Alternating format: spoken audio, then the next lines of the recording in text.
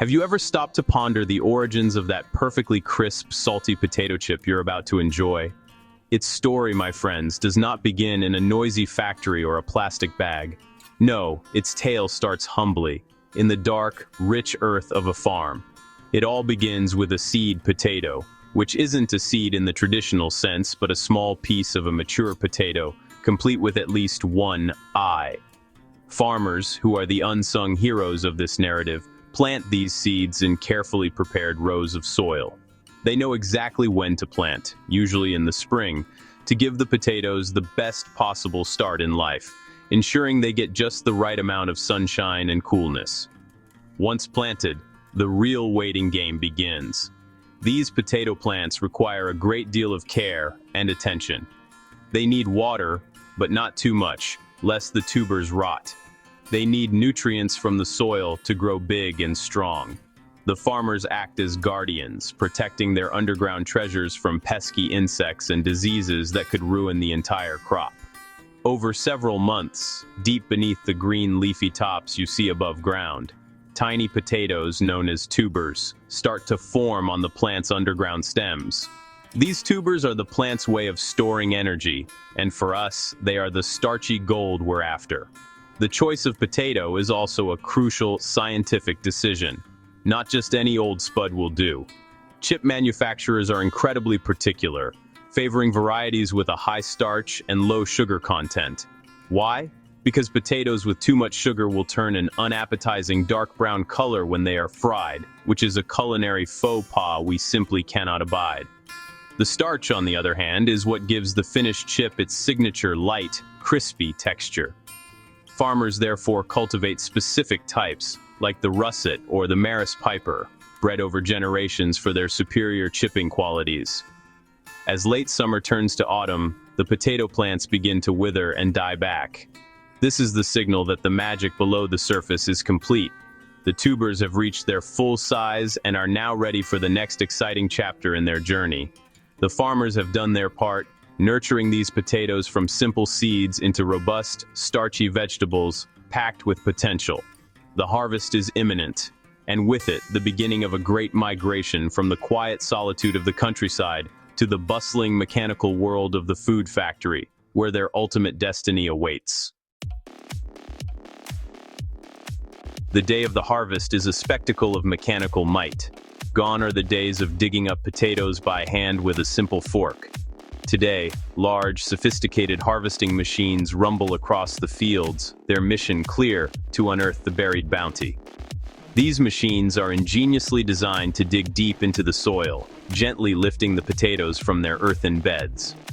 They then work to separate the spuds from the soil, rocks, and leftover plant matter, a process that requires a delicate touch to avoid bruising the precious cargo. Bruised potatoes can lead to imperfections, and in the world of chip making, perfection is the name of the game. Once unearthed and sorted, the potatoes are loaded onto massive lorries. We're talking about tons and tons of potatoes, a veritable mountain of future chips, beginning the first leg of their journey. These lorries are more than just transport. They are temporary mobile homes, ensuring the potatoes are kept safe and sound. The journey from the farm to the factory can be long, and the conditions must be just right. The potatoes are kept cool and in the dark to prevent them from sprouting or developing solanine, a bitter compound that can turn them green. It's a carefully controlled exodus from the field. Upon arrival at the factory, the potatoes don't just get dumped into a pile. Oh no, that would be far too chaotic. They are first subjected to a rigorous quality control inspection. Samples are taken from each lorry load and tested for a variety of factors. Technicians check the starch and sugar levels one last time to confirm they meet the strict specifications. They also look for any signs of damage, disease, or greening. Only the potatoes that pass this stringent entrance exam are deemed worthy enough to proceed to the next stage. The rejected ones? They are sent on a different path, perhaps to become animal feed.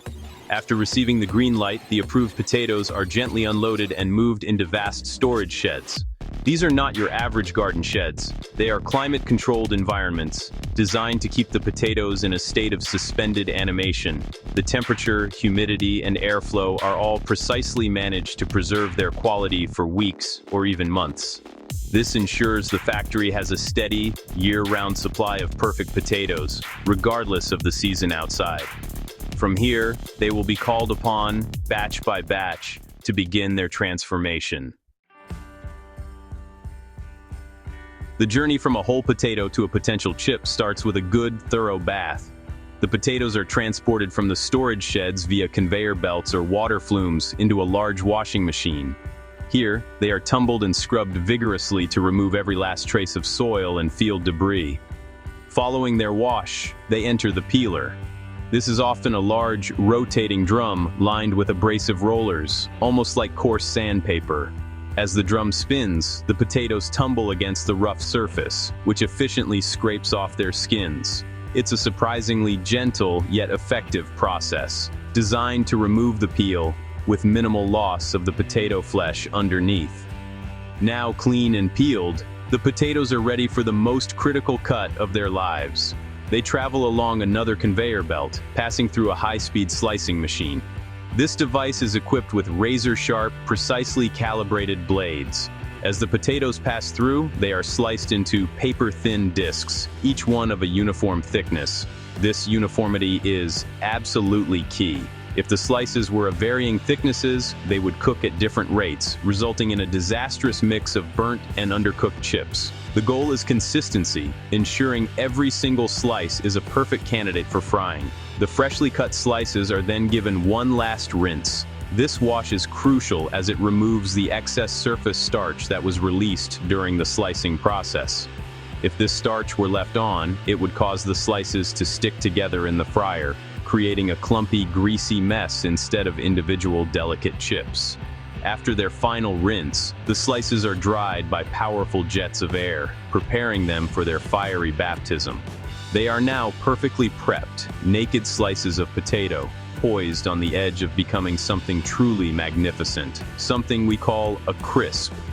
Next, the slices take the plunge into a long vat of hot oil, what we call a continuous fryer. They are carried through the bubbling oil, which is typically a blend of vegetable oils like sunflower or rapeseed, on a conveyor belt. The temperature of the oil is meticulously controlled, usually around 180 degrees Celsius.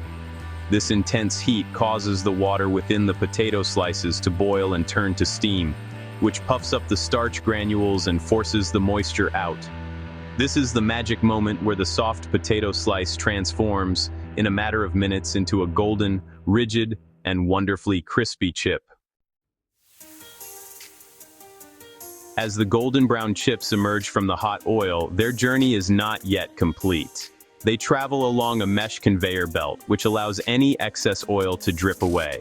While they are still warm, they move into a giant rotating drum, which looks like a cement mixer for snacks. This is the seasoning tumbler. Inside, a carefully crafted blend of salt and other flavorings, be it cheese and onion, salt and vinegar, or something more exotic, is gently sprayed or sprinkled over the chips as they tumble.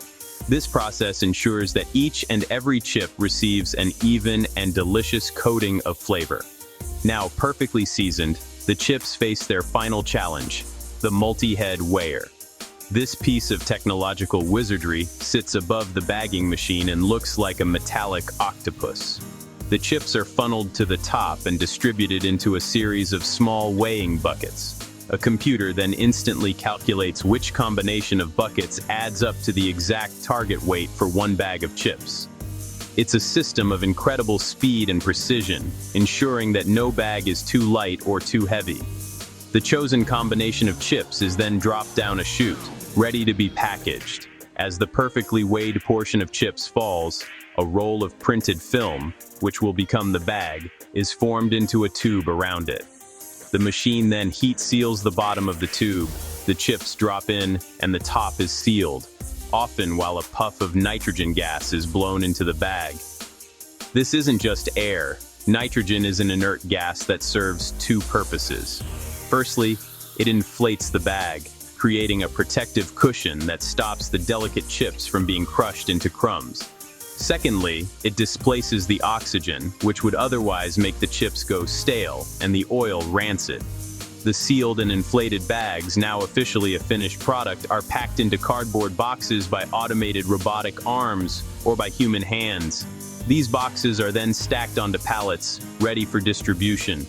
Lorries are loaded with these pallets and they set off from the factory, destined for supermarket distribution centers, and then onwards to individual stores all across the country. There, the boxes are unpacked and the bags are placed onto the shelves, their long and transformative journey finally complete. They now wait patiently, ready for a customer like you to pick them up and enjoy the crispy, savory result of this incredible farm-to-shelf story.